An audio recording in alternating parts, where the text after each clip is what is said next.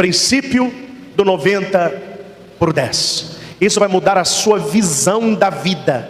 Eu não tenho condições nem poder para mudar a sua história, os acontecimentos, não. Mas se você quiser, você pode mudar a sua visão. Os acontecimentos são os mesmos, mas o modo como você vê, ele muda a sua história. Só para dizer, esse princípio foi criado por um escritor norte-americano, Stephen Covey. Ele que criou este princípio. Ele vai dizer o seguinte, preste atenção: apenas uma pequena parte dos acontecimentos da nossa vida depende das circunstâncias. O restante todo, nós é que decidimos. É o chamado 90/10.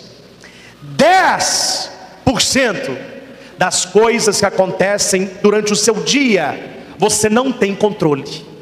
90% você tem controle. Como é que nós vivemos? Eu tenho um controle sobre 10, 90 eu não tenho controle. Por isso que as pessoas são tristes, cabisbaixas, ansiosas, depressivas, preocupadas, infelizes, ciumentas, rabugentas, reclamonas, antipáticas, pessimistas, obscuras. E lá vai cafunda, meu irmão. Porque você acredita que você só coordena a menor parte do seu dia. E tem gente que vai dizer uma besteira no fim do dia.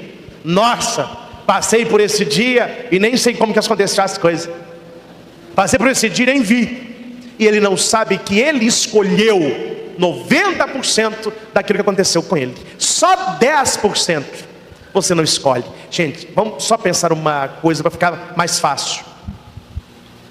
10 laranjas, uma pode ser ruim, 9 podem ser boas. Não sei se você pensa assim: se eu compro 10 ovos, abro o primeiro, ele está choco. Eu falo, não é possível. Comprei 10 ovos podres. Mas depois se eu abro o segundo, eu abro o terceiro, o quarto, o quinto, o sexto, o sétimo, o oitavo, o nono e o 10, estão todos bons. Aquele um que não foi bom, ele ficou esquecido, porque eu tenho 9/1. É uma porcentagem excelente. Imagina se a cada 10 ações você acertar 9. Para quem gosta de futebol, imagina se a cada 10 chutes do seu time para gol, ele fizesse 9 gols. É muito. Quer dizer, 10% é 1/10. 1 você não tem controle, 9 você tem controle. Não podemos evitar os 10. Exemplo: eu não posso evitar que o meu celular quebre, ele pode cair. Eu não tenho como eu fazer com que a fila do banco ande mais rápida, porque eu estou com pressa. Não tem como. Não tem como eu fazer o sinal ficar verde para eu passar. A hora que eu estou chegando ele fica amarelo e muda para vermelho. Isso não está no meu controle. Isso equivale a 10%. 90% está no meu controle. Eu posso controlar as minhas reações. Repita comigo: eu não posso controlar o que me acontece, mas eu tenho que controlar as minhas emoções. Como é que você se comporta em um momento de estresse que você não tem como controlar? Vou repetir a pergunta: como é que você se comporta num momento de estresse que você não tem como controlar? Tem gente que pira, e quando eu falo pira, é pirar legal. Tem gente que mata por uma buzinada no trânsito. Tem gente que bate se você diz que a pessoa furou a fila. Aqui em Divinópolis já aconteceu no supermercado, sem falar nome, de uma mulher que saiu da fila para buscar um biscoito. Um outro cara passou uma coca na frente dela. Quando ela volta, ela viu que o cara tinha furado a fila. Ela fala com o marido deu um soco no maxilar do cara que quebrou o queijo do rapaz. Em Divinópolis. Como é que você se comporta com aquilo que você não tem controle? Isto é 90/10. Eu não posso mudar as coisas, mas eu posso escolher como que eu reajo. Para ficar mais claro, imagine comigo uma coisa. Vamos lá, para ficar bem claro. Eu fiz até uns pontos aqui para eu não errar. Suponhamos que um homem você, essa pessoa, você está tomando café com a sua família de manhã. Sua filha, sem querer, esbarra da sua xícara de café e ela derrama na sua blusa branca. Você fica em pé e grita com a sua filha, dizendo para ela: você está danada, olha a minha blusa. Você fica bravo com a sua esposa, porque quem colocou a xícara no lugar que não podia foi a sua mulher. Por isso que a sua filha esbarrou na xícara e caiu na sua blusa. Você corre ao quarto para mudar de roupa, e naquele corre, você esquece os documentos do seu trabalho na cama. Quando você chega na sala, a sua filha está chorando, porque você gritou com ela. Ela nem acabou de tomar café e nem preparou a mochila da escola, porque no tempo que ela ia preparar a mochila, ela estava rezando que você gritou com ela que ela estava nada. Para completar a sua manhã, por causa dessa muvuca, a menina não estava no ponto e ela perdeu o ônibus da escola. E a mulher diz: eu não tenho como levar, agora você vai levar a menina na escola. Sua esposa sai correndo para o trabalho dela e você precisa levar a sua filha na escola. Como já está ficando tarde, você começa a correr, e numa via de 60, passou 80, foi multado. Que dia, hein? Que dia. Ao chegar ao trabalho atrasado, porque você teve que deixar sua filha na escola, e pode de escola engarrafado, o seu patrão te chama a atenção, porque você chegou atrasado. Quando você chega na sua casa, você nota que os documentos que você levou para fazer a noite em casa, você esqueceu ali na sua cama. Seu dia começou de maneira horrível e continuou o dia todo horrível. Você não vê a hora de acabar o dia. O seu trabalho acaba, você volta para casa. Ao voltar para casa, a sua esposa não está conversando com você, porque você gritou com a filha. E a sua filha, que fica no seu colo, não quer ir para o seu colo porque ela está chateada. Existe uma enorme tensão dentro da sua casa. Qual foi o problema? A xícara do café. Me responda: tem como você prever que alguém poderá esbarrar numa xícara e ela cairá na sua roupa? Não tem como você impedir isso acontecer. A partir daí, 10% é a xícara, 90% é a sua escolha. Por que o dia do cara foi ruim? Porque a xícara derramou na sua blusa? Porque a mulher estava atrasada e não cuidou da filha, e a filha não tomou café e perdeu o ônibus? Porque ele esqueceu os documentos em casa? Porque ele foi chamado a atenção? Ou porque ele reagiu mal àquela xícara de café na camisa? Qual é a resposta? 90/10. A resposta está na reação dele. O que aconteceu com ele não é nem positivo e nem negativo. Ele reagiu de maneira estourada, e aquela reação estragou o dia todo. Os 10% do café estragou 90% do dia. Você não pode fazer nada quanto ao café derramado. Derramou, derramado está. Mas você pode controlar a sua reação. Tudo poderia ser diferente. Vamos mudar a história? Papai levanta. Olha como que muda, gente. Ele senta à mesa, a filhinha do lado, a esposa do outro, põe café, a menina estabanadamente tá na xícara, a xícara tá na blusa do pai. A filha, a mãe acode. O pai diz: não se preocupe, essas coisas acontecem. Termina o seu café, que eu vou mudar de blusa. Ele mudaria de blusa calmo, veria a pasta na cama.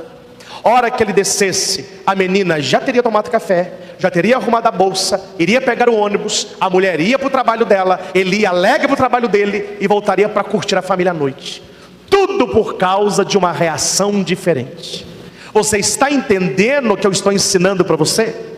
Se você mudar as suas reações, você vai se tornar uma pessoa maravilhosa. E as pessoas vão falar: mas você mudou muito. Porque você não vai reagir, você vai agir. Primeiro aqui, depois aqui, depois aqui. Tem gente que é tudo primeiro aqui, aí depois aqui, aí fica triste aqui. Não devia ter falado isso. Não é assim? Primeiro, segundo, terceiro.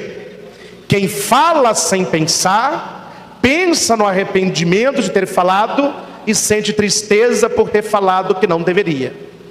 Quem pensa no que ia falar e sente se deveria ou não, age de maneira positiva. 10% você não pode fazer nada, 90% depende de você. 2 roteiros diferentes, e o início foi o mesmo. Vou contar um exemplo da minha mãe. Tadinho, bonitinho o exemplo, fiquei com dó, mas ela fez o certo. A gente morava lá em Itaúna, numa rua chamada Antônio de Matos. Minha mãe era professora. Ela foi na padaria comprar pão, porque ela trabalhava muito cedo, e o meu irmão acordava mais tarde. Quando a gente acordava, já tinha lá o café, o pão. E estava chovendo. A hora que ela estava na porta da padaria, como se fosse assim, ó, a padaria aqui, em frente à padaria tinha um prédio, tinha uma casa e outro prédio, a gente morava nesse, era perto. Ela estava esperando para atravessar a rua. Veio um rapaz de moto e passou na enxurrada. E aquela água, aí a água na minha mão, na minha mãe, no saquinho de pão, o pão todo molhado, a minha mãe toda suja. O cara olhou para trás, a minha mãe fez para ele assim, ó. O cara não retrovisou minha mãe. Ele voltou. 1000 desculpas. Eu fui cortar o carro e por causa estava chovendo, embaixou meu capacete, eu não vi a senhora. Não, eu vou comprar outro pão, eu tomo banho, eu pego no segundo horário, eu sou professora, essas coisas acontecem mesmo. Você presta atenção outra vez, meu jovem. Não, tá bom, a senhora precisa, não, estou bem. Tá bom. Minha mãe foi para casa. No outro dia, chega lá em casa um buquê de flor. O rapaz voltou na padaria e perguntou quem que era a mulher. A Valéria, que era muito amiga da minha mãe. Ana Maria, professora, ela mora nesse prédio aqui, ó. Descobre o endereço. A Valéria conseguiu, mandou flores para minha mãe, agradecendo que nunca viu uma mulher tão gentil. 10% a água na minha mãe, ela não tem como prever. O restante todo foi uma reação. Vamos mudar o exemplo? Minha mãe com um saquinho de pão, o cara passa com a moto, ela me arranca um palavrão. O cara olha no retrovisor, minha mãe está assim, nem sabia quem era. A nossa reação ou ação determina o que o outro vai fazer ou não para mim. Se você aprender isso, você amanhã é uma nova pessoa. Você vai começar a enxergar a vida de uma outra maneira. Não importa o que acontece com você, importa o que você fará com o que aconteceu com você. Repita comigo: nada que me acontece é positivo ou negativo, eu que atribuo valor. Aprenda essa que você vai ser mais feliz do que você é. A gente atribui valor positivo ou negativo. Vou contar um exemplo rapidinho, sem falar nome nem local. Um amigo foi para um curso em São Paulo, voltando para o aeroporto, foi pegar um Uber, e o cara não tinha celular com GPS. Não, eu sei chegar no aeroporto. O cara pegou a via errada, ele foi perder o avião. Pergunta: positivo ou negativo? O que vem na nossa cabeça? Pode falar, o que vem na cabeça? Negativo. Ele perdeu o avião. Adianta ele ficar nervoso, xingar o motorista, perder cabelo, subir pressão, espumar a boca? O avião vai voltar? 10% o avião perdeu, 90% é ele. Ele disse para o cara: não preocupa, se todo o erro do mundo fosse errar um aeroporto, o mundo era outro. Você errou a via, eu já errei muito com os outros. Agora tente achar o certo e me leve para o aeroporto. Foi para o aeroporto. O outro voo, 2h30 depois, ele senta no saguão e fica mexendo no celular. Senta do lado dele uma moça, que o celular estava travado. Ele se mostrou muito gentil, destravou o celular. Ela viu que o celular era parecido, ela não estava com carregador. Ele emprestou o carregador para ela, ela carregou o celular. Trocaram contatos, saíram juntos, estão noivos. casam em agosto agora, porque ela nasceu em agosto, ele nasceu em agosto, e muito católico. Ele falou: padre, o pessoal fala que agosto é o mês do desgosto. Para mim, agosto é o mês da bênção, porque foi o mês que eu nasci, foi o mês que ela nasceu, e vai ser o mês que nós vamos casar. Pergunta para ele hoje: perdeu o avião, foi positivo ou negativo? Entendeu? Ou quer que desenhe? Ele aplicou 90 por 10. Aprenda que a vida conspira a seu favor. Perdeu o avião, ao invés de você ficar: por quê? Não, por que não? Deixa eu estar atento, que nada acontece por acaso. O que vai acontecer? O que é que Deus quer me mostrar? O que é que eu preciso aprender? Nós vamos rezar um pouquinho, mas eu quero passar para você uma coisa que se chama círculo do ódio. Tem gente que faz isso. O diretor de uma empresa gritou com o gerente que ele estava irritado. O gerente chegou em casa, gritou com a mulher porque ela gasta demais. A esposa, nervosa, gritou com a empregada, que se assustou e deixou o prato cair. A empregada chutou o cachorro, que ele estava cheirando o prato quebrado. O cachorro saiu correndo e, com raiva, mordeu uma senhora que estava no passeio. A senhora que estava no passeio foi na farmácia e gritou com o farmacêutico porque a vacina doeu.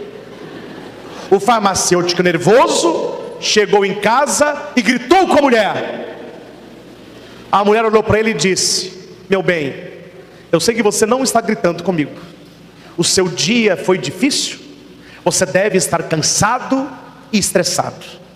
Vai tomar o seu banho, vou preparar uma comida gostosa para você, dorme mais cedo e refresca a cabeça. Amanhã a gente conversa. E ela foi brincar com as crianças. Aquela mulher aplicou o 90 por 10. Ela parou com o círculo de ódio. O que o marido deu para ela não mudou o que ela oferecia para o marido. Bonito? Bom? Aplique. Comece a fazer isso no seu trabalho. Comece a fazer isso com o seu marido. Comece a aplicar o 90 por 10 com seus filhos. Comece a aplicar o 90 por 10 com aquela pessoa chata que fica te implicando. Você verá que só 10% você não tem controle. Os outros 90% depende da sua atitude. Você não vai perder nada. E você vai começar a ouvir os vizinhos, a sua família vai começar a falar assim: mas será que é você ou não é? É você ou outro? Aí você vai responder: não, sou eu mesmo. Eu estou aplicando na minha vida o 90 por 10. Se você quiser, ensine para os outros. Quem vai na minha casa, não recebo tanta visita assim, porque eu saio sem parar. Vocês acham que é a casa de doido. Nas minhas portas tem as regras do coach, tem os exercícios diários, os pensamentos positivos, a oração da manhã. Tem lá na porta da geladeira grande 90/10. Quer dizer, isso vai moldando o seu modo de... Porque quando você pensa diferente, você sente diferente. Quando você sente diferente, você age diferente. Gente, mas fica aí a lição, viu? Se você colocar na sua cabeça isso, repita para a gente gravar, para a gente rezar. Fale alto: 90 por 10. 10% que me acontece está fora do meu controle. 90% depende da minha atitude. Simples assim. Se você começar a fazer isso a partir de amanhã, você verá que as coisas passam a não te incomodar mais. As pessoas que te incomodavam, elas perdem esse poder. As coisas que te entristeciam não te entristecem mais. As pessoas que te irritavam não te irritam mais. Que você coloca na cabeça: opa, isso que você está fazendo é 10%, eu tenho 90%, e eu vou escolher agir de outra maneira. Lembra da xícara de café? Uma atitude pequena muda toda uma história. Amém? Louvado seja nosso Senhor Jesus Cristo. Tome posse deste ensinamento aplaudindo a Jesus.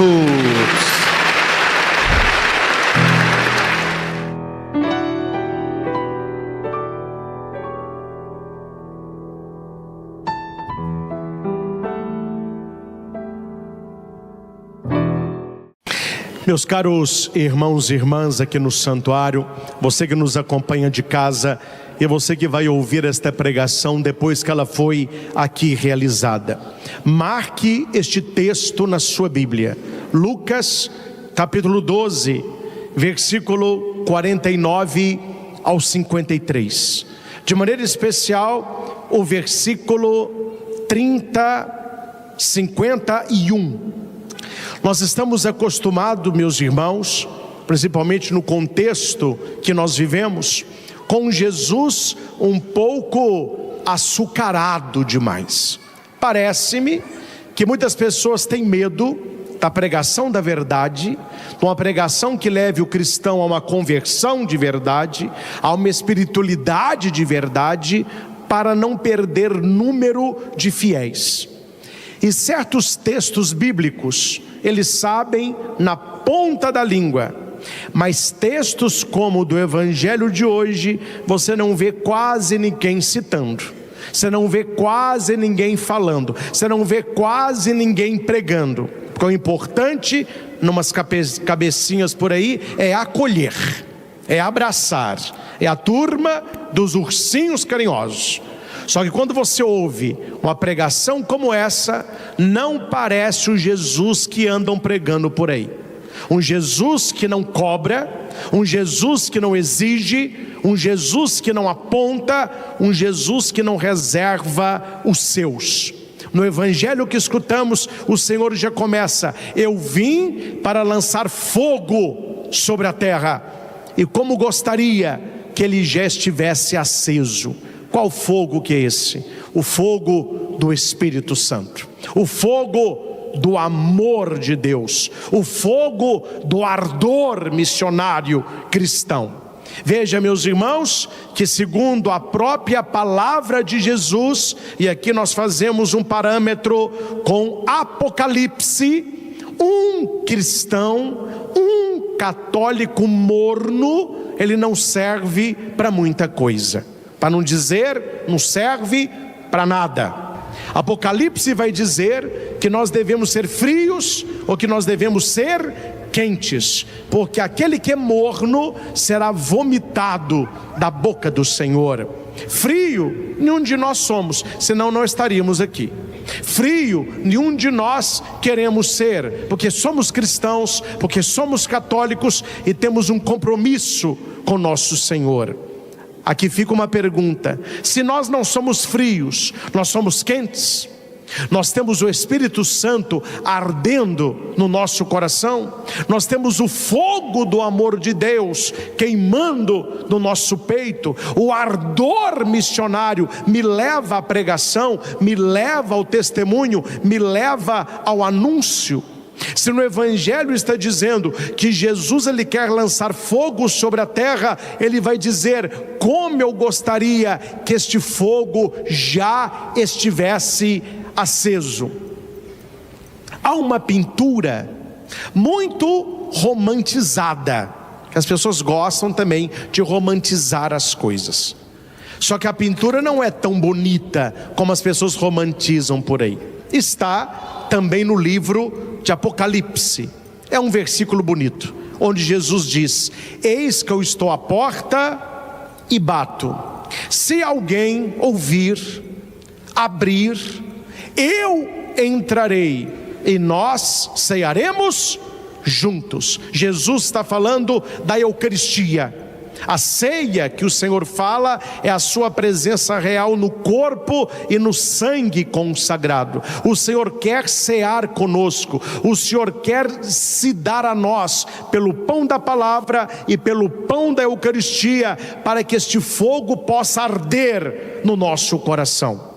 E onde é que eu digo que este versículo, transformado em pintura, ele é romantizado?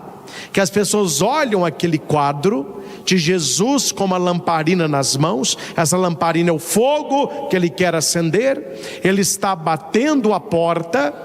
A maçaneta não está do lado de fora, ela só é do lado de dentro, que é o coração. Só que tudo é muito bonito. Só que é preciso entender qual é o contexto do versículo e qual é o contexto da pintura. O contexto, meus irmãos, é um Cristo que foi colocado para fora. É um Jesus que foi colocado para a rua. E ele precisa estar na porta batendo para que alguém abra, para que ele possa entrar. Espero que esta porta não seja nem a minha ou a sua casa, o meu ou o seu coração. Jesus, ele não pode estar na nossa vida batendo a porta, ele já tem que fazer parte da nossa caminhada. O nosso coração, eles têm que estar aceso do amor, da chama e da presença de nosso Senhor. E aqui, Jesus é muito firme, quando ele diz, o que acontece com alguém que abre verdadeiramente a porta? Ele entra. E olha que interessante, ele bate, quem abre somos nós, a decisão é sua, é você que escolhe abrir a porta, é você que deixa ele entrar, é você que se coloca à mesa com ele. E toda vez que nós estamos à mesa, o chamado é um só, conversão, do grego metanoia, que é mudança de mentalidade, do latim convertio, é mudança de comportamento. Cito, entre tantos textos, Zaqueu, que os senhores conhecem. Zaqueu estava no alto de um sicômoro para ver o Senhor passar. Na verdade, Jesus passava por ali porque ele queria ver Zaqueu. Não era Zaqueu quem queria por primeiro contemplar o Senhor. Jesus está ali por causa dele, só que ele não sabe. E Jesus vai dizer assim: hoje eu preciso estar na tua casa, eu quero ir na tua casa. E aquele homem desce, e Jesus entra com ele e senta com ele à mesa. Você não vê no texto Jesus chamando a mudança de vida.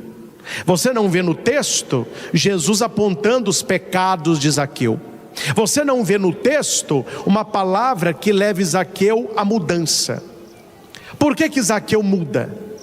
Por que Zaqueu vai dizer para Jesus: se eu roubei de alguém, eu vou devolver 2 vezes mais, e muitas coisas que eu tenho eu vou doar aos pobres? E Jesus vai dizer: hoje a salvação entrou nesta casa. O que aconteceu aí para que Zaqueu se convertesse, para que Zaqueu mudasse de vida? Uma coisa só: ele abriu a porta, o Senhor entrou e se colocou à mesa. Quando nós estamos à mesa com o Senhor, a nossa vida, ela muda completamente. Leiam, meus irmãos, os santos evangelhos e a vida dos grandes santos, e você verá pela palavra e pela vida dos santos que aquele que tem um contato íntimo com Jesus, no cômodo do coração, sentando com ele à mesa na ceia, só há um caminho: mudança de vida, conversão. É muito sério, e isso eu falo para nós que somos de igreja. É muito sério uma pessoa que está na igreja, mas não tem uma vida de conversão. Uma pessoa que participa da mesa, mas não tem uma vida de conversão. Ela tem uma vida lá fora e outra vida aqui dentro. Tem alguma coisa errada acontecendo. Que não foi assim com os santos, não foi assim com Madalena, não foi assim com Mateus, não foi assim com Zaqueu, não foi assim com Pedro, não foi assim com o possesso gadareno, não foi assim com Marta, Maria e Lázaro, não foi assim com ninguém. O que seria assim conosco? A ceia com o Senhor me leva à mudança. E qual é a mudança? Posicionamento da fé. Jesus Cristo é o Senhor. Repitamos: Jesus Cristo é o Senhor. Isto não é placa de igreja, isto não é versículo decorado, isto é a ortopraxis cristã. Ou seja, eu creio que Jesus, Ele é o Senhor, e se Ele é o Senhor, eu configuro a minha vida à vida dEle. E quando isso acontece, quando isso acontece, o circo está armado. Os problemas vão começar a aparecer para você. Porque as pessoas hoje, elas levam uma vida baseada na mediocridade, numa religião de aparência e numa adequação da própria mente ao próprio pecado. É errado enquanto eu não faço, porque quando eu começo a fazer, eu já tenho inúmeras justificativas para atenuar aquilo que eu estou fazendo. E a justificativa número 1, eu estou feliz. Simples assim. E por que Jesus vai dizer aqui na Escritura, no versículo 51, que é uma ótima ideia, né? Esta aqui é uma ótima ideia, a gente colocar em prática. Vós pensais que eu vim trazer paz sobre a terra? Pelo contrário, eu vim trazer divisão. Porque, meus irmãos, olha para o padre aqui para você entender. Vamos lá, vocês são inteligentes. Você comprou um terreno, e ao lado do seu terreno tem outro terreno, e no fundo dos dois terrenos tem duas casas. O seu terreno, você notou que ele está com bastante mato.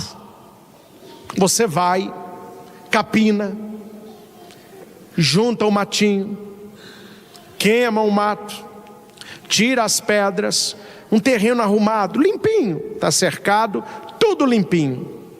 As duas casas atrás começam a reclamar na prefeitura que tem escorpião entrando na casa deles, que tem barata entrando na casa deles, que à noite tem gente escondendo no mato para fumar e aciona a prefeitura. A prefeitura vai até o local, nas duas casas, e eles vão olhar o que está atrás das casas, é na rua de lá, compreendem? Hora que eles chegam na rua de lá, tem o seu terreno, capinado, limpinho. Eles olham para o seu terreno e eles olham para o terreno do vizinho, com mato, com animal peçonhento, com lixo, bituca de cigarro. Aqui para nós, preservativo usado, está nesse nível. Eles olham e dizem: sabemos de onde está vindo essa bichaiada toda. Aí eles vão acionar o dono do terreno, que ele deve capinar o terreno, senão ele vai ser multado. O dono do terreno vai ligar para você, falando que você criou o problema. É assim, meus irmãos, a sociedade está assim. Ele vai alegar que você criou um problema para ele, porque você capinou o seu terreno, e os bichos que estavam no seu terreno foram para o terreno dele, e que do terreno dele estão entrando nas casas, que se você não tivesse capinado o seu terreno, não teria problema. O final qual é?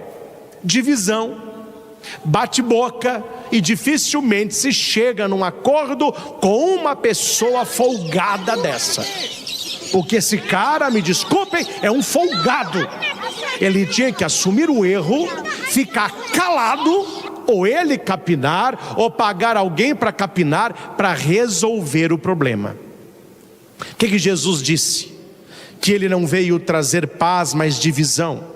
Por que Jesus disse que ele, onde o Senhor fosse pregado, adorado, numa vida de conversão, ele traria divisão? Por este exemplo que dei. Você tem na sua casa pessoas que não querem rezar, pessoas que não querem uma vida de santidade, pessoas que não vão à igreja, pessoas que não temem a Deus. É um terreno cheio de mato, é escorpião, é barata, é bituca, mas você não. Você está cuidando do teu terreno espiritual, você está cuidando da terra do teu coração, você está fazendo adoração, você está levantando de madrugada para rezar o terço, você está fazendo adoração ao Santíssimo Sacramento, você está ajudando na igreja. A divisão começa dentro da família. Mas agora você deu para ficar só na igreja agora você deu de santo agora. Você agora é o santo de Pauoco. Você não faz isso mais. Você não vai em tal lugar. Ao invés da pessoa capinar o terreno dela, ela vai achar ruim de você estar cuidando do terreno do teu coração. E aqui começa esta divisão daquele que crê para aquele que não crê, daquele que está levando o catolicismo a sério e daquele que não leva a fé a sério, daquele que está buscando uma vida de santidade e daquele que está buscando uma vida de farra nos valores do mundo. E Jesus vai dizer, não eu que estou dizendo, Jesus vai dizer: pois daqui para frente, numa família de 5 pessoas, a família está dividida. 5 pessoas. O pai contra filho. O pai é de igreja, o pai reza, o filho quer saber de farra, o negócio dele é fumar, é beber, é sexo livre. O atrito está aí. É o pai falando com o filho e o filho batendo boca com o pai. Outro exemplo: pai contra o filho, filho contra o pai. Agora já é o filho é de igreja, é do EC, é acólito, serve o altar, é de missa dominical. O pai não quer saber de nada. O pai quer saber de bar, o pai quer saber de pornografia, o pai quer saber de trair a mãe dele. O filho chama o pai num viés de conversão. A divisão está feita. Pai contra filho, filho contra pai. Mãe contra filha. A mãe buscando as coisas de Deus, a mãe buscando o caminho do céu, conhecendo a vida de santas que foram mães. A filha quer seguir a cabeça de colega, é cabeça de gente vazia. A mãe buscando pudor, a filha a piriguete declarada. A mãe devota de Nossa Senhora, a filha uma feminista ferrenha. Está feito o inferno. O fogo está aceso, o fogo ardendo. É a mãe com os valores dela e a filha batendo de frente com a mãe. Não, você não sabe, eu é que sei. E acontece o outro revés. Aí já é a filha, como eu conheço, a filha levando as coisas de Deus a sério, namorando sério, estudando, tendo uma vida com Deus. A mãe não quer saber de nada, não vai na igreja há anos, implica com a menina, a você agora parecendo uma irmã enclausurada e não sei o que. A divisão está feita. Mãe contra filha, filha contra mãe. Jesus vai até cutucar aqui até a sogra, né? Olha, até Jesus falou aqui, a sogra contra a nora. Qual que é o exemplo? A sogra, no caso, simboliza a avó, é a matriarca. Ela com os valores de Deus, ela com uma prática religiosa, e a nora dela levando o filho para o ateísmo. Não, domingo não é missa como a sua mãe ensinou, domingo é shopping. Domingo não é missa como a Berta, sua mãe, vive na igreja. Domingo é sítio. Está o inferno. A sogra contra a nora. Mas acontece o contrário. Homens que não tinham muita religião e se casaram com a mulher catolicíssima, e ela tentando levá-lo para a igreja para salvar ele e a família, e a mãe dele falando para ele: isso é bobagem, essa mulher é uma beata, você casou com uma monja, vai viver a tua vida, para com esse negócio de igreja. Está a divisão da nora contra a sogra.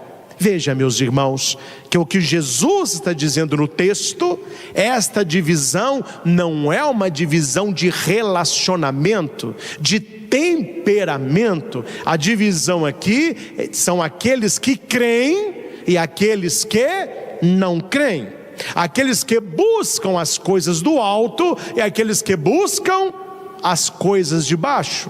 Jesus está dizendo: olha, eu não vim trazer paz sobre a terra, eu vim trazer divisão, porque aquele que crê, ele não consegue ter como valor os valores daquele que não crê. Nós estamos, meus irmãos, hoje com um bom horizonte, para a gente não precisar inventar a roda. A igreja nos dá de presente contemplarmos São Frei Galvão. Quando você olha para Frei Galvão, você vê um homem que poderia escolher os valores daquela época ou os valores de Deus. Ele poderia escolher uma vida que subisse ou uma vida que buscasse o mais baixo. E por que ele se tornou santo? Porque ele escolheu a Deus. Escolha a Deus. Escolha as coisas que não passam. Escolha as coisas que te levam para o alto. Fiz aqui uma anotação e resumi em poucos pontos a vida de São Frei Galvão. Nós que somos devotos dele, precisamos saber o mínimo. Ele nasceu em 1739 em Guaratinguetá, São Paulo. Por isso, o primeiro santo nascido no Brasil. Entrou na ordem franciscana. Por isso, a roupa de Frei Galvão é um hábito franciscano. Viveu como frade. Foi ordenado sacerdote. Mas o frei, quando ele é ordenado padre, não se fala padre, se fala frei. Só que ele é padre. Mas por ele ser da ordem franciscana, se fala frei. O frei é da ordem franciscana. Eu sou secular. São os padres de São Pedro, que é ligado direto ao bispo, que é ligado direto ao papa. Por isso que quando o diácono ordena padre, se fala padre fulano de tal, porque não é frei. Mas ele era padre Galvão, mas por ser franciscano, Frei Galvão. E ele era confessor. Na vida dele de padre, no seu convento, ele assumiu para si o confessionário. Então ele era um bom confessor, escutava as pessoas, orientava as pessoas. Tem várias áreas. Ele pegou isso como caminho de santidade, a confissão. Ele fundou o Mosteiro da Luz em São Paulo, acolhendo os mais necessitados e exercitando o silêncio. Frei Galvão pode ser chamado o Frei do silêncio. Ele vai dizer: não se escuta a Deus no barulho, não se serve a Deus no barulho, não se conhece a vontade de Deus no barulho. Conhecido pelas pílulas milagrosas de Frei Galvão, sinal de fé e intercessão. Frei Galvão, ele é muito invocado para as mulheres que desejam engravidar e por aquelas que estão com problemas na gestação. Presidi a missa na sexta passada, lá no santuário de Frei Galvão, em Guaratinguetá. E entrou na missa o símbolo, que é aquele cordão de Frei Galvão. Quando uma mulher estava com problema na hora de dar à luz, Frei Galvão mandava esse cordão, eles colocavam o cordão de Frei Galvão no útero da mulher, a mulher dava à luz naturalmente e devolvia. Eles têm o cordão original de Frei Galvão, é uma relíquia. Então Frei Galvão tem tudo a ver com a gravidez, com a gestação. Homem de oração, pureza e caridade profunda. Era um homem que rezava. Frei Galvão rezava, era profundamente mariano. Frei Galvão tinha um coração puro, ele não se deixou contaminar pelas imundícies do mundo. Há até um escrito de Frei Galvão que os outros freis brincavam com ele: Frei Galvão tem coração de criança. Ele não via maldade, era um homem muito puro. É um dom que ele recebeu de Deus. E era um homem de profunda caridade. Uma caridade silenciosa. Muitas caridades que Frei Galvão fez, sabe quando que eles ficaram sabendo? Na morte dele. que muitas pessoas foram agradecendo publicamente as ajudas de Frei Galvão. E ninguém nunca tinha ouvido dizer aquilo. Mas de onde que vem? Não, Frei Galvão fez isso na minha família. Não, Frei Galvão me ajudou nisso aqui. Frei Galvão, um santo caridoso, mas ao mesmo tempo silencioso. Tinha grande devoção à Virgem Maria e ao Santíssimo Sacramento. É Frei Galvão que vai dizer para qualquer pessoa que escolha a vida religiosa: se você quiser se manter de fé no serviço a Deus e na sua fé, tenha devoção a Nossa Senhora e zelo para com o Santíssimo Sacramento, adoração ao Santíssimo Sacramento. Ele faleceu em 1822 e ele foi canonizado pelo Papa São João Paulo II em 2007. Se tornou o primeiro santo brasileiro. Conversava com os freis que tomam conta lá do santuário em Guaratinguetá. Eu conversava com os freis exatamente isso. Frei Galvão é o primeiro santo brasileiro. E eu brincava com os freis: não, eu vou mudar a expressão. É o primeiro santo desconhecido brasileiro. Porque por ser um santo brasileiro, nós brasileiros precisaríamos conhecer as virtudes de Frei Galvão, a história de Frei Galvão, propagar a devoção a este santo. No final da celebração, os que desejarem, peguem na saída as suas pílulas de Frei Galvão e faça a novena. Não importa a época do ano, você vai tomar a pílula no primeiro, no quinto e no 9º dia. Coloque a sua intenção, faça a oração e tome a pílula. Ô padre, essa pílula é um comprimido? O que é esta pílula? É um papelzinho enrolado, minúsculo. Ele é tão pequenininho e é feito pelas irmãs de caridade. E neste papel, Frei Galvão escreveu assim: depois do parto, ó Virgem, permaneceste intacta, Mãe de Deus, intercedei por nós. É isso que vai estar na pílula.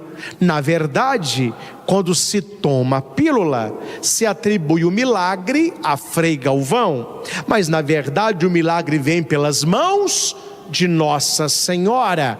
Mas naquilo que ele escreveu está muito claro que ela é Mãe de Deus, salvo Jesus como o Salvador. Então veja, Frei Galvão nos leva a Nossa Senhora, que nos leva até Jesus. É uma devoção que nós deveríamos conhecer mais e propagar mais.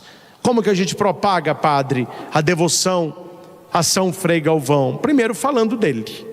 Primeiro contando que em Divinópolis existe um santuário dedicado a Frei Galvão. Sempre dizia isso a Dom José Carlos, hoje arcebispo de Montes Claros. Já disse isso a Dom Giovanni, que fisicamente falando, nosso santuário não deseja nada a desejar. Uma igreja muito bonita, uma igreja feita com muito cuidado. O nosso maior desafio são as pessoas conseguirem chegar ao santuário. Quem tem carro, problema resolvido. Quem não tem carro, não tem como vir. Não temos linhas de ônibus, passa um ônibus ou outro, quanto passa? Não tem van que passa aqui, é longe, não tem ponto de ônibus perto. Então cabe a nós que temos carro, convidar as pessoas, trazer as pessoas. Nós temos aqui no Frei Galvão algo que atrai muita gente de Divinópolis e região, que é o sacramento do batismo. Sempre está lotada a igreja nos domingos que eu presido o batismo. E o que eu mais escuto são pessoas de Divinópolis que me dizem: nossa, mas que igreja bonita, eu não conhecia não. E já tem anos que essa igreja já está, claro, a gente colocou vitrais agora, ela vai se tornando mais bela, mas já tem anos que nós celebramos aqui dentro, e pessoas que não conheciam. Primeiro modo de divulgar Frei Galvão, falando do seu santuário.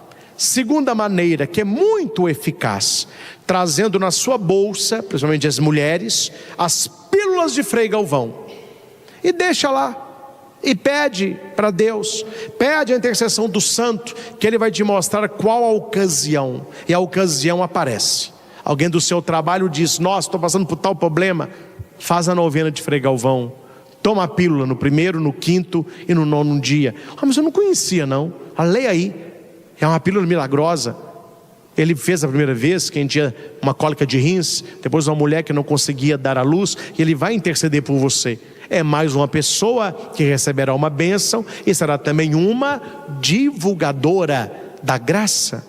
E a terceira maneira de divulgar a devoção a São Frei Galvão é trazer para a nossa vida as virtudes de Frei Galvão. Profundamente mariano, adorador à Eucaristia e alguém que fazia muita caridade. Olhando para Frei Galvão, nós somos chamados a ser, no Brasil, santos do tempo moderno. Frei Galvão cumpriu na época dele a santidade, nós devemos cumprir na nossa época. Por fim, meus irmãos, vamos gravar no coração apenas 3 coisas, para que a vida de Frei Galvão inspire a todos nós. Inspire a todos nós. Permita-me apenas um parênteses, as pessoas ficam pensando alguma coisa aí.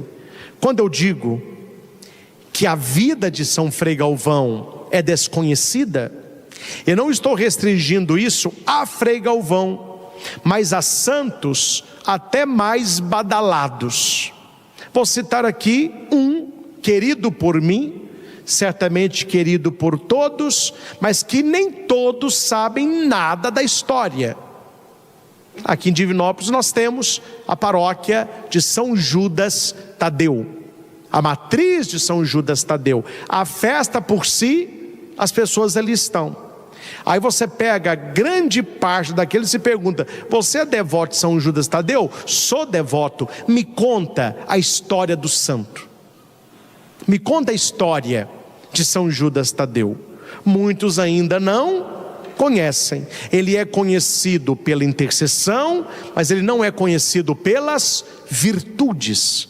Frei Galvão, ele não pode ser conhecido apenas pela pílula, mas buscarás virtudes, assim com Santa Teresinha, com Santo Antônio, com São Francisco de Assis e com qualquer santo que a igreja nos coloca, para que sejamos imitadores das virtudes, caminhar nos passos de Galvão. E aqui eu deixo 3 caminhos para trilharmos com Frei Galvão. Vou apenas citá-los. Primeiro caminho: ser humilde no serviço. Servir com humildade e sem gosto de grandeza.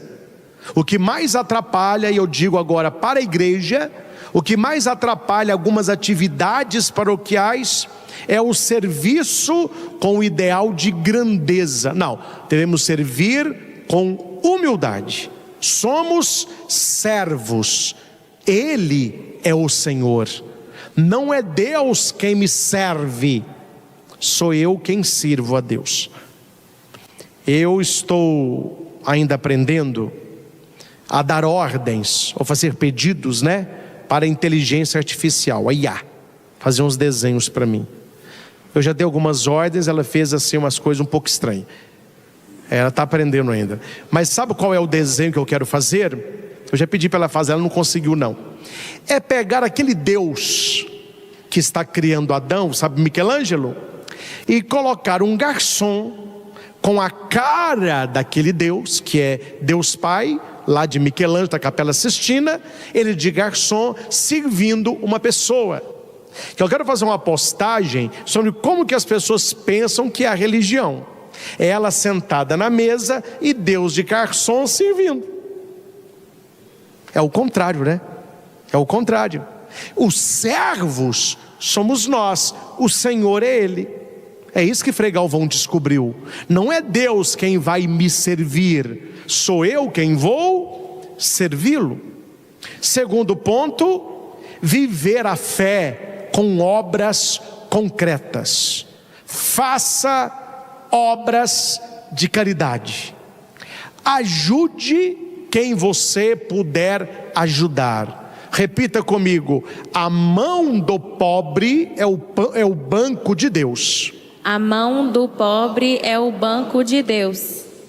Papa Leão XIV lançou seu primeiro documento, encíclica, sobre os pobres, que é sacramento. E ele foi muito perspicaz, porque ele, diferentemente da teologia da libertação, que tirou Jesus, colocou o pobre no lugar, ele vai mostrar com documento fino qual o lugar desses irmãos mais pobres, e a caridade feita a eles por causa de Cristo. Não podemos mudar as coisas de lugar, e o documento faz isso com perfeição, mostrando que o pobre, aquele que necessita de algo a mais que nós podemos ajudar, é também um sinal de Deus para nós. Então, podendo ajudar os mais humildes, ajude. Ninguém é tão rico que não possa receber nada. Ninguém é tão pobre que não possa ofertar algo. E siga o meu conselho para o seu bem. Porque eu estou falando para o seu bem, não é para o meu bem não. Para o seu bem. Quanto mais as pessoas desconhecerem as suas obras de caridade, mais Deus irá recompensar você.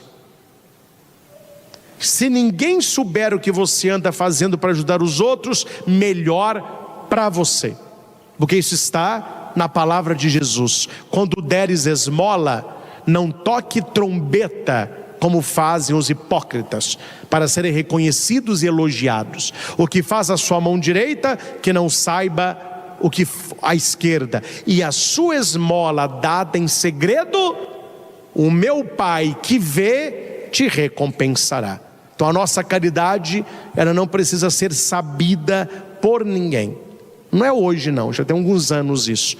Mas uma pessoa falou uma coisa comigo, achou que ia me ferroar. Eu fiquei numa alegria danada. Ela falou comigo assim: Padre Cristo, o senhor prega, mas eu não vejo você fazer caridade não. Claro, ela falou para ferroar, né? Mas por dentro, glória a Deus. Porque se ela soubesse, segundo Jesus, eu tinha recebido a minha recompensa. Não é para os outros, nunca foi para os outros. É você, a pessoa que recebe ajuda, e Deus. Porque me desculpe, meus irmãos, se o diabo não nos pega na soberba, ele nos pega na humildade.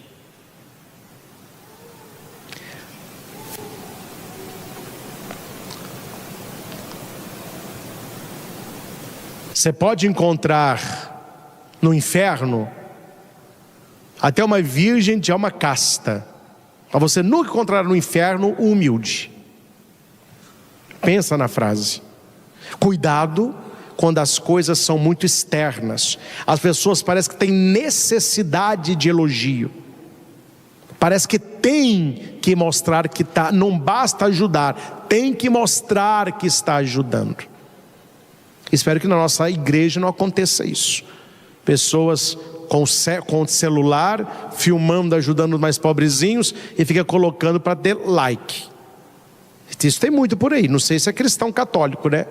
A pessoa chega lá na fila do supermercado, com uma caixinha de leite, fala com uma senhora pobre assim: com licença, a senhora passa a caixinha para mim? Eu não trouxe dinheiro. Aquela senhora pobre pega umas moedinhas: eu passo para você, meu filho. Aí o cara diz: pela caridade da senhora eu vou pagar a sua compra. Você está falando? Aí ela chora, ele abraça. Quando for a sua compra aí? Não, pode comprar umas coisinhas, eu vou pagar. Só que eles filmam isso e põem no Instagram. Ele fez caridade?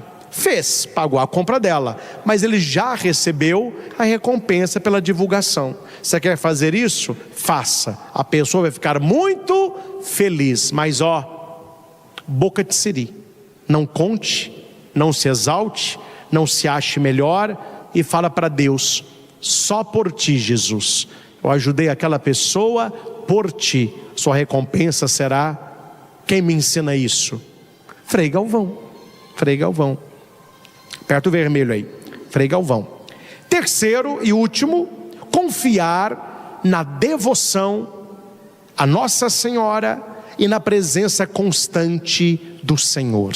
Frei Galvão confiava: Maria está comigo, Deus me abençoa. E ele ia adiante. Não duvide nem da presença de Nossa Senhora com você e nem das graças de Deus. Resumo o que eu posso aprender com Frei Galvão, padre: a humildade no serviço, a fé que me leva às obras e a devoção a Maria e a presença constante do Senhor.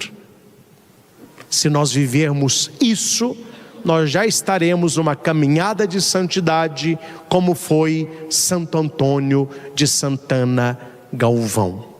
E termino como comecei: não se espante se quanto mais de Deus você for, mais a divisão aparecer. Jesus disse: se me odiaram, vão odiar vocês também. Se me perseguiram, vão perseguir vocês também. Se me mataram, vão querer matar vocês também. Mas aqueles que forem meus amigos nesta terra e testemunharem o meu nome, estarão comigo na glória do Pai.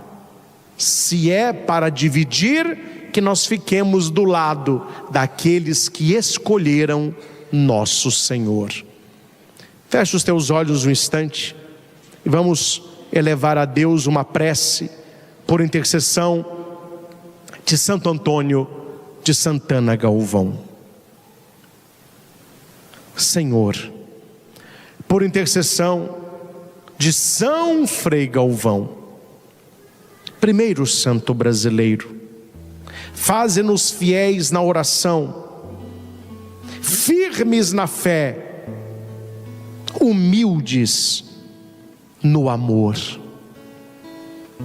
Ajuda-me, ó Frei Galvão, a ter uma vida de mais oração, a rezar com a minha família, a recitar o terço todos os dias, a reservar tempo para estar na presença do meu Deus.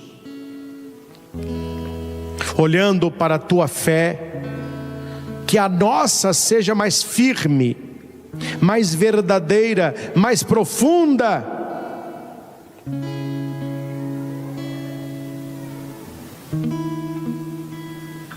Dá-nos a humildade no amor. Um coração humilde, ele agrada a Deus. Um coração que confia, agrada a Deus. Um coração que ama, agrada a Deus. Que também nós sejamos instrumentos de tua paz e da tua graça, a começar pelas nossas famílias. Que assim seja. Amém. Amém. Santo Antônio de Santana Galvão, rogai por nós. Louvado seja nosso Senhor Jesus Cristo. Para sempre seja louvado. Queridos irmãos e irmãs, queremos olhar hoje para Frei Galvão, primeiro santo brasileiro, e aprender com ele lições de santidade. Nós não precisamos começar a nossa caminhada do zero, não precisamos. Olhando para São Frei Galvão, nós podemos aprender com ele, podemos caminhar na trilha que ele já abriu para nós. Precisamos tê-lo como santo protetor, não apenas pedindo a sua intercessão, mas para viver as suas virtudes. Aqui nós vimos que Frei Galvão nos mostra que a santidade não está reservada aos altares, mas é um caminho diário para todos que amam a Deus. E olhando a vida de Frei Galvão, eu quero aprender com ele. Eu aprendo com ele. Então, 5 lições que aprendemos com Frei Galvão para a nossa vida de santidade. Primeira, a santidade começa na obediência. Guarde isso. Uma pessoa desobediente a Deus, dificilmente, quase, eu não vou falar impossível, mas é muito difícil a pessoa ter uma vida de santidade. Como que ela vai ser santa? Como que ela vai agradar a Deus se ela não obedece a Deus? Um evangelho que eu gosto muito é Bodas de Caná. E você vê uma sequência de ordens, uma sequência de atitudes, e o milagre acontece. Maria vai dizer aos servos: fazei tudo o que ele vos disser, e eles foram. Jesus disse: enchei as talhas de água, e eles encheram. Levai ao mestre Sala, e eles levaram. Veja, é uma sequência de ordens, onde a pessoa ela obedece, e para que o milagre aconteça. Frei Galvão, ele aprendeu desde cedo dizer sim à vontade de Deus. Ele foi obediente aos seus superiores, ele foi obediente à igreja, ele foi obediente ao Espírito Santo. Como está faltando, meus irmãos, a obediência no nosso coração, obedecer a palavra de Deus. A obediência é o primeiro degrau da santidade. Se você quer saber o quanto que uma pessoa está numa vida de santidade, você não precisa olhar o externo dela. Não olha o externo, olha o tanto que ela é obediente a Deus. A obediência é o primeiro degrau da santidade. Se não se sobe esse, como subiremos os outros? A obediência nos ensina a humildade. Quem obedece renuncia ao orgulho. Veja que o diabo, ele é desobediente porque ele é orgulhoso. Toda pessoa orgulhosa, ela não obedece. Toda pessoa orgulhosa, ela quer fazer o que está na cabeça dela. Quantos pais enfrentam isso com os filhos? Olha, meu filho, não faça isso. Ele vai e faz. Olha, não vai em tal lugar. Ele vai e vá. Ele vai, e vai. Quantos empregados não sabem obedecer àqueles que o contrataram? Olha, aqui na empresa é para fazer tal coisa, eles não fazem. Não é para mexer no celular, eles mexem. É para chegar a tal hora, eles não chegam. Não é? Até na igreja mesma, quanta confusão poderia ser evitada se as pessoas obedecessem. Então aqui a obediência, ela nos mostra humildade, e a desobediência me mostra o orgulho. E a humildade, a obediência, ela abre espaço para que Deus governe a nossa vida. Se você quer que Deus governe a sua vida, seja obediente a Ele, seja humilde como Maria. Eis aqui a serva do Senhor, ela é a obediente. Muitas vezes, meus irmãos, as coisas se invertem, né? Parece que nós queremos que Deus nos obedeça e Ele realize a nossa vontade. A oração está um pouco míope na vida de muitas pessoas.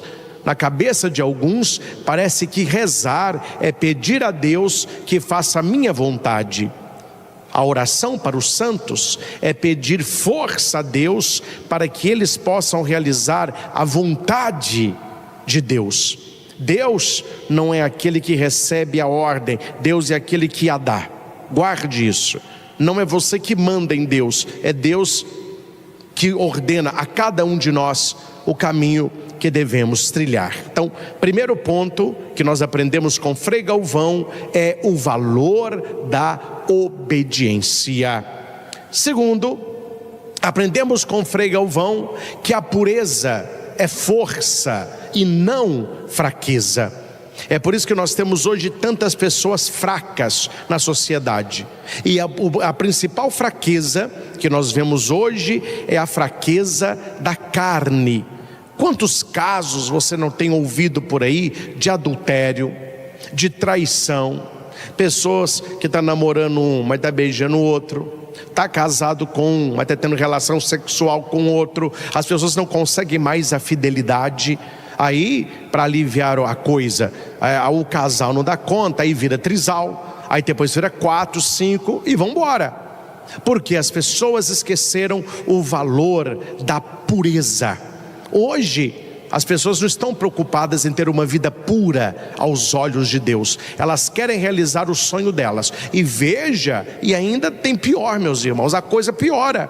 Porque quem escolhe uma vida assim, ela vem com justificativa. Ela tem, não, eu vou justificar porque que é 3, porque que é 4, porque que é 5. E daí por diante. Porque as pessoas não buscam mais a pureza. O coração de muitas pessoas não vê na pureza um valor. Frei Galvão foi um homem de coração puro, um homem de coração casto, e por isso Deus fez tantos milagres na vida dele.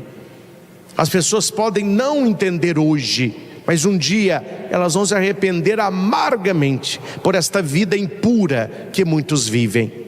Deus não se agrada da impureza. A pureza não é ausência de desejo. Muitos podem entender que eu estou falando, não, você não pode ter desejo, você não pode ter pensamento. Não, a pureza não é ausência de desejo, mas domínio e direcionamento ao amor. Quando você clama ao Espírito Santo, Ele lhe concede o dom da pureza, não é que você não terá desejo, você terá domínio sobre o desejo. Alguém me disse um dia desse, padre, eu estou vendo umas coisas na sociedade aí, o povo está igual animal, hein? Eu falei, opa, não fale mal dos animais, não fale mal dos animais. Quem dera que o ser humano tivesse igual animal, o animal é tudo certinho, tem a hora para tudo, tem o tempo do ciclo. O ser humano hoje está muito pior do que animal. Ele perdeu totalmente o sentido da pureza, de agradar o coração de Deus. Felizes os puros de coração, porque verão a Deus. Está nas bem-aventuranças. E qual que é o contrário? Os impuros de coração não verão a Deus. E quem ri hoje vai chorar amargamente amanhã. Quem critica disso hoje, quem desdenha isso hoje, quem não leva a sério a pregação da igreja sobre a pureza, vai chorar muito no futuro. Aí ele vai lembrar que lá atrás ele poderia ter escutado isso e não escutou. No mundo que banaliza o corpo e a alma, veja hoje, veja os programas de TV, o que é que eles valorizam? Quanto mais exposição, melhor. Quanto mais exposição, melhor. O mundo, ele banaliza o corpo e nem quer saber da alma. A castidade é resistência e liberdade.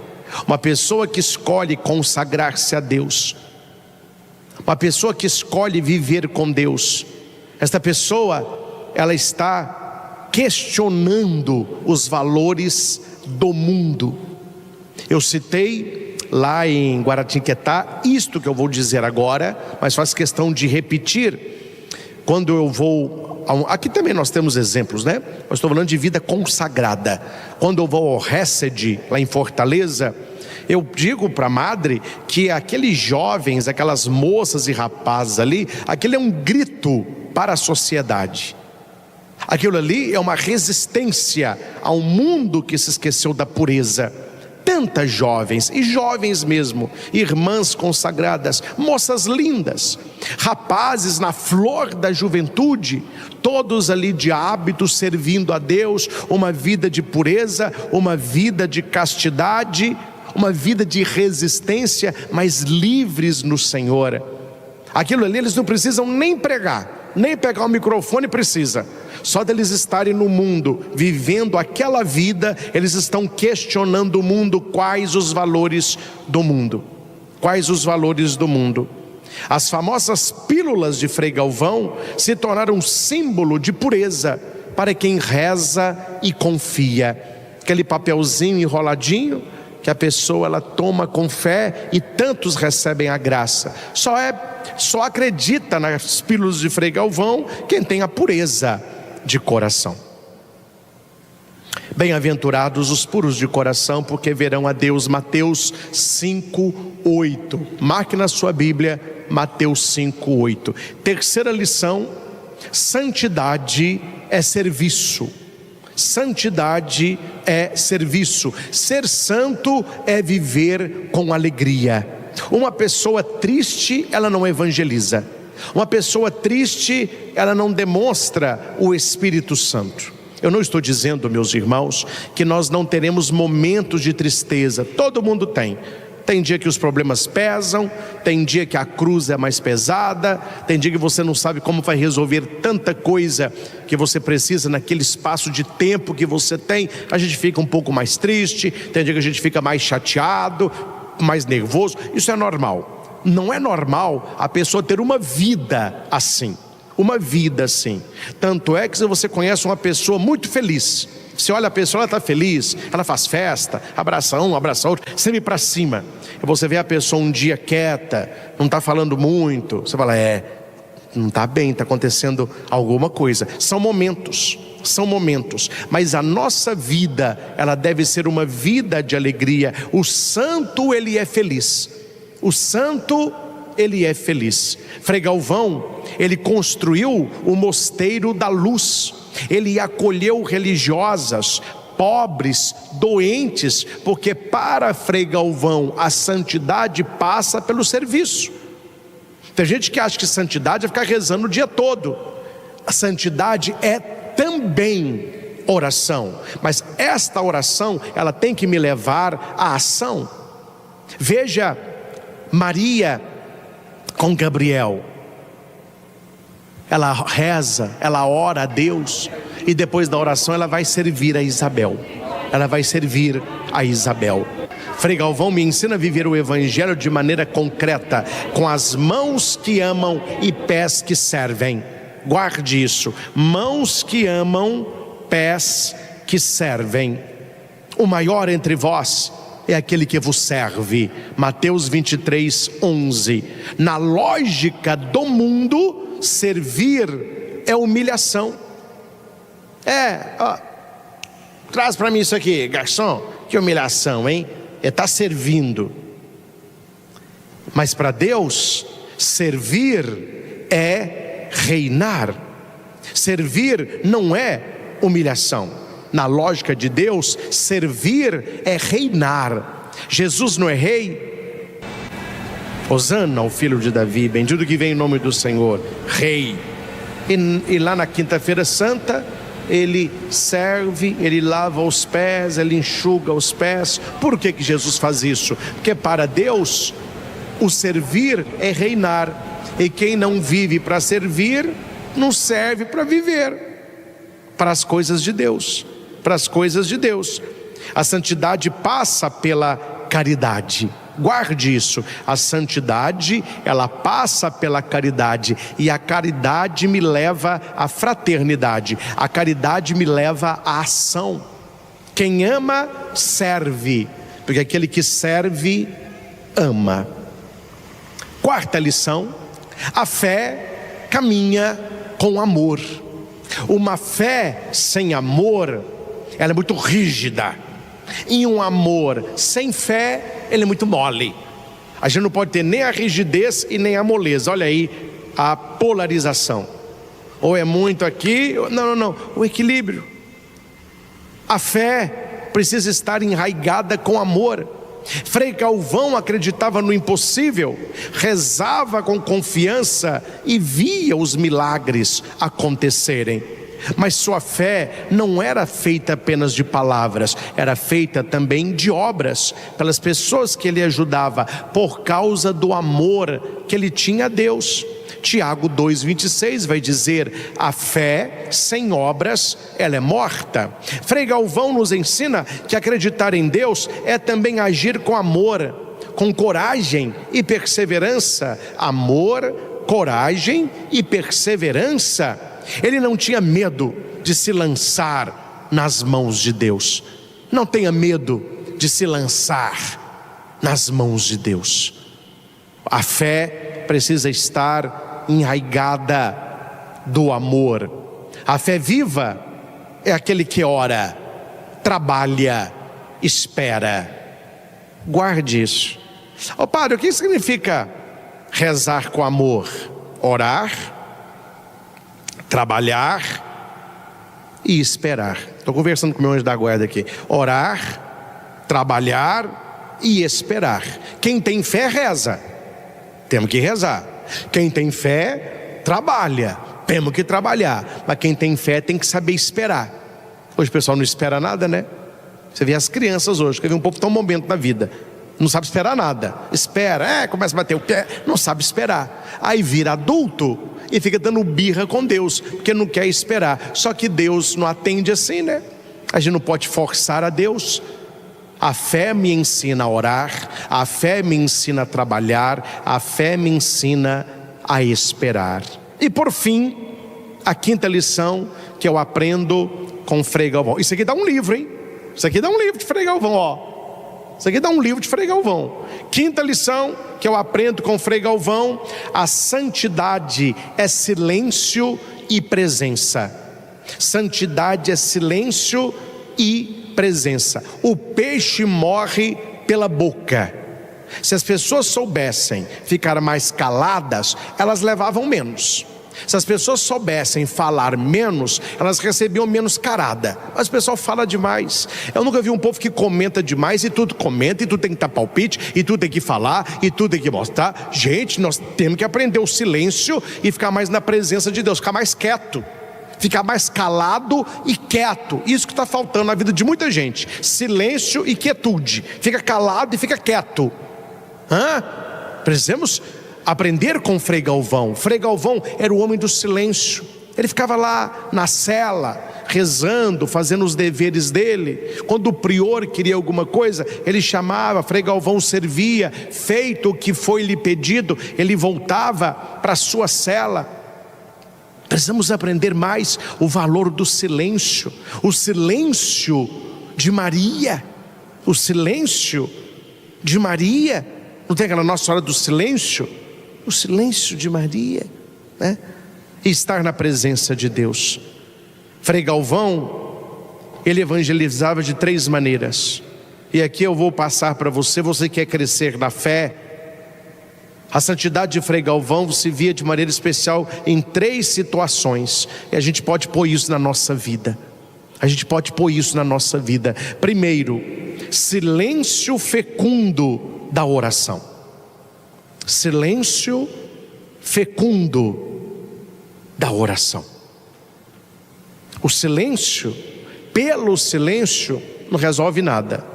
Mas o silêncio numa oração, ele é fecundo. As pessoas me perguntam: padre, como o senhor tem essas ideias? É na oração.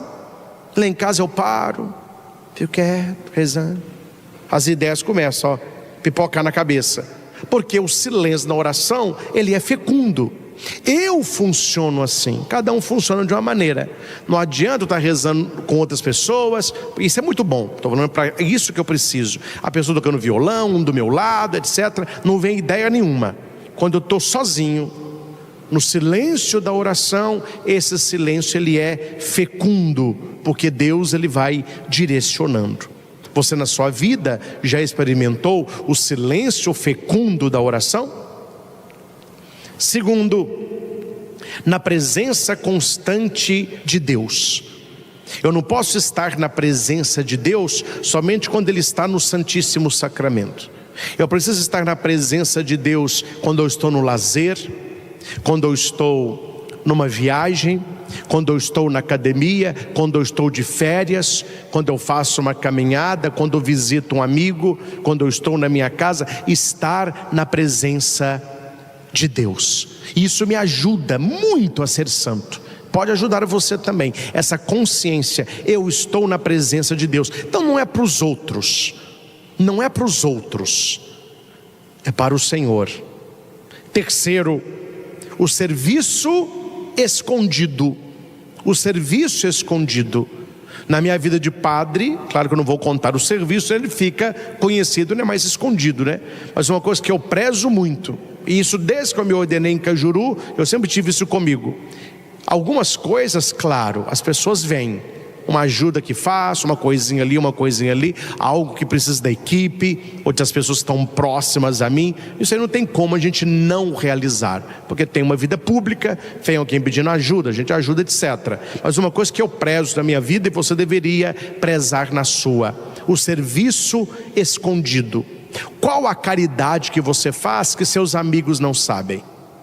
Para Deus, claro que vale, toda a caridade que eu faço aqui no santuário, nos eventos, retiros, tudo isso vale. Mas para mim, o que mais vale é a caridade que faço que ninguém sabe. Minha mãe não sabe, meus amigos do santuário não sabem, o pessoal do Luz e Vida não sabe, ninguém sabe. Mas não é porque não sabe que não está sendo feita, porque o que faz em segredo, Deus recompensa. E isso fica entre você e Deus, porque se você contar, as pessoas vão saber. E quando você tem esse serviço escondido, você vê claramente a graça de Deus na sua vida. Aí as pessoas perguntam: por que será que tal pessoa é tão abençoada nessa área? Por que tal coisa? Porque Deus que vê o escondido te recompensará. Frei Galvão não ficava tocando trombeta, né? Eu falo muito, não estou criticando não, gente. Tem gente que fala que eu fico falando mal quando eu falo isso. Não estou criticando o político não, porque político vive assim. O político precisa de voto. Então existe a caridade cristã e existe a caridade política. Qual a diferença? A caridade cristã é em segredo. A caridade do político tem que tocar trombeta, porque se o povo não vê que ele está fazendo alguma coisa, ele não vai ser reeleito se ele quer. Então é normal, o político consegue para Divinópolis tantos mil, aí fez um asfalto, ele coloca um outdoor, coloca a foto dele do lado do sorrisão e coloca: olha, deputado fulano de tal conseguiu tantos milhões para Divinópolis. É assim, não tem problema não. A vida política é assim. Vai ter a inauguração de uma praça, o político vai, aí a banda de música toca, ele entra: ah, meu povo, me dá um neném, tem que ter um neném, me dá um neném. É assim, gente, funciona. Mas não é assim. Eu não estou exagerando, porque isso é vida política. E deixa eu contar uma coisa: se eu não fosse padre e fosse político, eu faria isso, é claro. Consegui um posto de saúde para um bairro, colocaria um outdoor grande, a minha foto lá do lado, olha, vereador tal. É assim. Eu estou falando que para o cristão não é assim. E tem gente que gosta. Tem gente que adora. Ele gosta de mostrar que ajuda, ele gosta de mostrar que faz caridade. Quanto a jejuando, que estava, não, eu estou jejuando, gosta de contar que está jejuando. Para Deus não funciona assim. Você está dando uma caridade política. Para Deus o que vale é o escondido. Oração escondida, jejum escondido, esmola escondido. Estou escrevendo um livro, se depender de mim ele vai chamar Rasgai o Coração. Não sei se tem outro livro com esse nome, mas eu vou trabalhar este evangelho daquilo que nós fazemos escondido na presença de Deus. É você e Deus, ninguém precisa saber. Padre, mas ninguém sabe. Você terá uma grande recompensa nesta vida e na outra. E outra coisa que nós precisamos aprender, e com isso eu finalizo: a caridade em conjunto, que vale a pena. Chamar os amigos mais próximos: gente, vamos fazer uma caridade nós aqui, vamos doar tal coisa para tal lugar, vamos fazer um Natal solidário, vamos ajudar aquela creche, vamos dar uma lavadora de roupa para aquela senhora mais pobre, vamos ajudar a pagar a luz daquela casa. Não tem problema. São caridades em grupo, grupos de amigos, pessoas que têm fé. Mas não esqueça do silêncio fecundo na oração, a perseverança constante de Deus e o serviço escondido. Amém? Graças e louvores se deem a cada momento ao Santíssimo e Diviníssimo Sacramento. Graças e louvores se deem a cada momento ao Santíssimo e Diviníssimo Sacramento. graças e louvores se deem a cada momento ao Santíssimo e Diviníssimo Sacramento. Jesus, manso e humilde de coração, fazei do nosso coração semelhante ao vosso. Glória ao Pai, ao Filho e ao Espírito Santo, como era no princípio, agora e sempre. Amém. Amém. Aos pés do Senhor, nós já depositamos o nosso incenso, o incenso da adoração, da confiança, da obediência, do serviço, da presença. É na tua presença, Senhor, que queremos estar. Coloque aqui o seu incenso, coloque aqui a sua vida,